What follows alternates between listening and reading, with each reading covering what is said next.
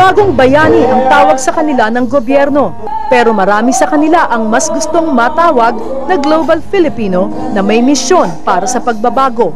13 taong nagtrabaho si June Aguilar sa Saudi Arabia bilang technical analyst. Ngayon, pinuno siya ng Filipino Migrant Workers Group at isa sa mga bumuo ng Partido ng Pandaigdigang Pilipino. Ayon kay Aguilar, panahon na para makialam sa gobyerno ang OFWs. What is first for us is to get the clout that we long deserve.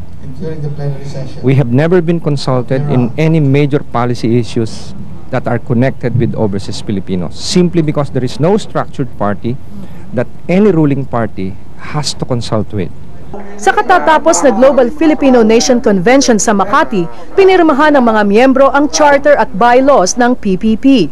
Layunin nilang makibahagi sa pagpili ng mga kandidato sa eleksyon at magsulong ng mga polisiya at programa para sa kapakanan ng OFWs. Hindi na raw sapat sa kanila ang party list representation.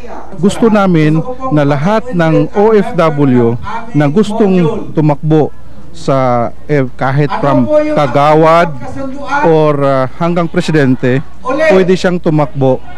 May mga sangay na ang PPP sa Amerika, Canada, Saudi Arabia at Europa. Pinaghahandaan nila ngayon ang pagkuha ng accreditation mula sa Commission on Elections. We're trying to comply with all the requirements so that by the time we apply, it will be difficult for them to refuse. Naniniwala si Aguilar at iba pang kasama na susuportahan ng milyon-milyong OFW ang bagong partido.